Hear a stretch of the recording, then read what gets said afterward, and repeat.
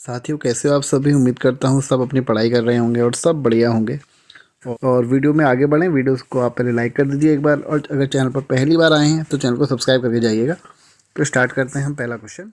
तो हमारा पहला क्वेश्चन है आज का ये कि भारत में विकेंद्रीकरण का शुभारंभ किसके समय में हुआ। तो मेयो के काल में। मेयो के काल में और क्या हुआ था, प्रथम जनगणना भी हुई है ना। और क्या हुआ है मेयो के काल में, अगर मैं आपको बताऊं तो मेयो के काल में 1872 में कृषि विभाग की स्थापना हुई है। 1872 में इसकी हत्या कहाँ कर दी जाती है, पोर्ट ब्लेयर। पोर्ट ब्लेयर में इसकी हत्या कर दी जाती है, ठीक है ना। और वित्तीय विकेंद्रीकरण की दिशा में सर्वप्रथम कदम किसने उठाया, तो मेयो ने। तो वही वित्तीय विकेंद्रीकरण, ऑप्शन डी। विकेंद्रीकरण क्या होता है भाई, एक होता है केंद्रीकरण, एक होता है विकेंद्रीकरण। विकेंद्रीकरण का मतलब होता है किसी भी चीज़ को लाके बांट देना, ठीक है। तो ये होता है विकेंद्रीकरण। केंद्रीकरण क्या हुआ, किसी भी चीज़ को सिर्फ एक ही के हाथ में दे देना, केंद्रीकरण। अगला है रेल विभाग के लिए पृथक रूप से रेलवे बजट कब आरंभ हुआ, 1935। ब्रिटिश नागरिकों को सर्वप्रथम किस वर्ष भारत में भूमि खरीदने एवं बसने की अनुमति मिली, 1833 में, option B. The economic history of India के लेखक कौन है, रमेश चंद्र दत्त, आरसी दत्त। अगला है भारत में इस्पात का उत्पादन सर्वप्रथम कब प्रारंभ हुआ, 1913, ऑप्शन बी। अंग्रेज घुसपैठियों ने भारत के करघे को तोड़ डाला और चरखे को नष्ट कर दिया, यह कथन किसका है, कार्ल मार्क्स का। दादा भाई नौरोजी ने अंग्रेजों द्वारा किए गए किस कार्य को अनिष्टों का अनिष्ट की संज्ञा दी, तो धन के निकास, ये इन्होंने दिया था, है ना। अच्छा, इन्होंने कितने रुपए वार्षिक इनकम बताई है भारत की, मुझे जरा कमेंट में बताइएगा अगर आप लोगों को पता है तो। यह कथन भारत और इंग्लैंड के आर्थिक हित प्रत्येक क्षेत्र में टकराते हैं, किसका है, जवाहरलाल नेहरू का। सुरेंद्र बनर्जी कौन से दल से संबंधित है, नरम दल से, ठीक है, ये याद रखना, नरम दल से संबंधित है सुरेंद्र बनर्जी। अगला क्वेश्चन है हमारा, निम्नलिखित में से कौन poverty and un British rule India के लेखक हैं, तो दादा भाई नौरोजी। दादा भाई नौरोजी का एक संपादक किसके हैं, वॉइस ऑफ इंडिया, रासत गुफ्तार के संपादक हैं। 3 बार कांग्रेस के अध्यक्ष रहे, 86, 93 और 1906 में, ठीक है। सबसे पहले कहाँ के अध्यक्ष थे, 86 में, कलकत्ता के। अगला क्वेश्चन है हमारा, भारतीय अर्थविदों में शामिल हैं तो कौन कौन शामिल है। दादा भाई नौरोजी का नाम तो होगा ही होगा, आरसी दत्त भी हैं, एमजी रनाडे भी हैं। अच्छा, एमजी रनाडे किसके गुरु थे, गोपाल कृष्ण गोखले के। गोपाल कृष्ण गोखले किसके गुरु थे, राजनीतिक गुरु, महात्मा गांधी के। चलो मैं आपको एक सीरीज बताता हूँ, अगर आपने इससे पहले पढ़ा है तो। आपने देखा महात्मा गांधी के गुरु कौन थे, तो इनके गुरु थे गोखले जी। गोखले जी के गुरु कौन थे, रानाडे जी, ठीक है। रानाडे के गुरु कौन थे, केशव दास। केशव दास के गुरु कौन थे, रामदास। रामदास के गुरु कौन थे, बस हो गया, इतना ही बहुत है, ठीक है। तो हम फिलहाल क्वेश्चन में थे, एमजी रनाडे, डीएन गॉडगिल, गोपाल कृष्ण गोखले और केटी शाह, ठीक है। तो इस क्वेश्चन में इसका आंसर होगा ऑप्शन डी। अगला क्वेश्चन है हमारा, सर थॉमस हॉलैंड के सभापतित्व में भारतीय औद्योगिक आयोग का गठन कब हुआ, 1916 में। किसकी बात हो रही है, भारतीय औद्योगिक आयोग। अगला है, पहला औद्योगिक सम्मेलन किस वर्ष आयोजित किया गया, 1907 में। 1907 की घटना आपको याद होगी, क्या हुआ था इसमें, फूट पड़ गई थी, किसमें, गरम दल और नरम दल में, सॉरी कांग्रेस में। विभाजित किसमें हो गया था, गरम दल और नरम दल में। और जो 1907 में जो अधिवेशन हुआ था, ये कहाँ हुआ था, तो ये हुआ था सूरत में। इसके अध्यक्ष कौन थे, रास बिहारी घोष थे, याद रखना, रास बिहारी घोष इसके अध्यक्ष 1907 में। तो पहला औद्योगिक सम्मेलन भी कब हुआ था, 1907 में। अगला क्वेश्चन है हमारा, 1925 में सरकार द्वारा गठित भारतीय आर्थिक जांच समिति के अध्यक्ष कौन थे, एम विश्वेश्वरैया, ऑप्शन डी। अगला क्वेश्चन है, किसने भारत में अंग्रेजी उपनिवेश नियंत्रण की आलोचना में अन ब्रिटिश पदावली का प्रयोग किया, तो दादा भाई नौरोजी जी ने। अच्छा, बदरुद्दीन तैयब जी और फिरोज शाह मेहता किससे संबंधित हैं, तो ये आपके जो संबंधित हैं, यह एक संगठन की स्थापना हुई थी जिसका नाम था बॉम्बे प्रेसिडेंसी एसोसिएशन।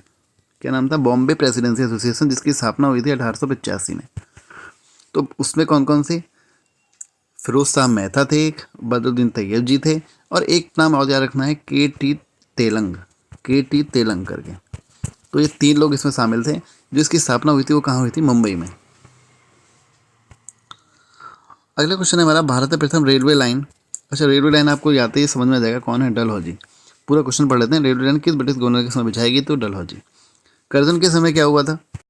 एक तो बंगाल विभाजन हुआ था, अगर आप लोगों को पता होगा क्या हुआ था 1905 में बंगाल विभाजन, ठीक है। और क्या हुआ, किसने भारतीय पुरातत्व विभाग की स्थापना करी? कब करी थी? 1904 में, ठीक है। और इसने एक टॉमस रेले विश्वविद्यालय, एक टॉमस रेले की इसने स्थापना करी थी।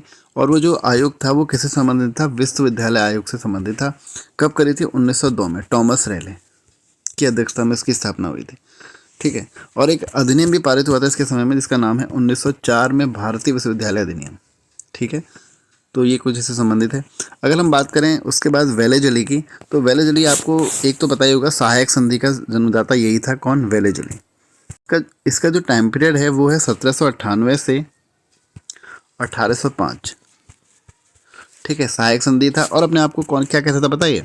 वेलेजली अपने आप को कहता था, स्वयं को बंगाल का शेर कहता था। वेलेजली कौन क्या कहता था? बंगाल का शेर, ठीक है। एक क्वेश्चन ये आता है, सहायक संधि स्वीकार करने वाला पहला राज्य कौन था? हैदराबाद। कब स्वीकार करी थी? 1798 में। उसके बाद कौन सा था? मैसूर। कब करी थी? 1799 में। फिर कौन था? तंजौर में कब करी थी? 1799 में, ठीक है। एक क्वेश्चन और आता है इस वेलेजली से कि फोर्ट विलियम कॉलेज की जो स्थापना है वो किसके टाइम पीरियड पर हुई है? किसने करी? वेलेजली ने। कब करी थी? 1800 में। जो फोर्ट विलियम कॉलेज का आपने नाम सुना, इसको बनाया किसने था? इंग्लैंड ने, मतलब अंग्रेजों ने बनाया, ये याद रखना, एग्जाम में क्वेश्चन बना है, ठीक है। फोर्ट विलियम कॉलेज में आखिर होता क्या था? जो नागरिक सेवा आपने देखा, नागरिक सेवा की जो भर्ती करते थे नागरिक सेवा में, उनके युवकों को प्रशिक्षण दिया जाता था। लेकिन क्या हुआ, उसमें खर्चा बहुत आने लग गया, तो बाद में उसको क्या कर दिया? बंद कर दिया।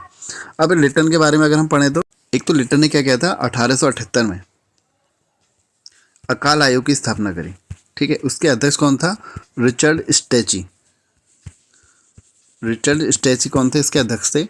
अकाल आयोग की कब स्थापना हुई थी? 1878 में। किसने करी थी? लिटन ने करी थी, ठीक है। एक इसने वर्नाकुलर प्रेस एक्ट पारित किया था। कब किया था? 1878 में, ठीक है ना। मेनली जो लाया गया था, ये सोम प्रकाश एक अखबार था, उसके लिए लाया गया था, ठीक है। और इसने क्या किया? एक इसने आर्म्स एक्ट था वो पारित किया था 1878 में, आर्म्स एक्ट। और जो इसने उम्र थी ना, उम्र किसकी उम्र? सिविल सेवा परीक्षा देने वालों की उम्र घटाकर 19 वर्ष कर दी। पहले ये 21 वर्ष होती थी, इसको घटाकर क्या कर दिया? 19 वर्ष कर दिया था, ठीक है ना। फिर बाद में उसको दोबारा 19 वर्ष किसने करा? रिपन ने करा थी। रिपन को काफ़ी अच्छा माना जाता है भारत के संदर्भ में। अगर हम आगे बात करें अगले क्वेश्चन की, तो निम्नलिखित में से कौन सा एक भारत में ब्रिटिश उपनिवेशी शासन का परिणाम नहीं था? तो भारतीय सामंतवाद का विनाश। देखो, उन्होंने कृषि का विनाश ही कर दिया था, व्यापार का उन्होंने विनाश ही कर दिया, उद्योग तो उसने खत्म ही कर दिया था इन लोगों ने। अगला है 1813 से पहले ब्रिटिश द्वारा निम्नलिखित में से कौन सा उपाय भारतीयों का आर्थिक रूप से शोषण करने के लिए नहीं अपनाया गया? तो मुक्त व्यापार नीति ये नहीं अपनाई गई थी, फ्री ट्रेड पॉलिसी। तो ऑप्शन डी इसका आंसर होगा। अब क्या क्या किया था जरा उसको भी पढ़ लेते हैं। जहाँ भी संभव हो कच्चे माल के व्यापार पर एकाधिकार करना और उन्हें ऊंची दर पर बेचना, क्योंकि व्यापारी ही लोग थे वैसे देखा जाए तो, व्यापार करने ही भारत आए थे लोग। वो तो यहाँ की परिस्थितियाँ ऐसी बनी कि इन्होंने सोचा कि क्यों ना अब शासन कर लिया जाए। भारतीय कारीगरों को के नियत मात्रा में और नियत कीमत पर गुणवत्ता के उत्पाद भारतीय उत्पादित करने के लिए बाध्य करना। मुक्त भारतीय व्यापारियों का किसी भी तरीके से प्रतियोगिता से निष्कासन। तो ऑप्शन डी इसका आंसर होगा।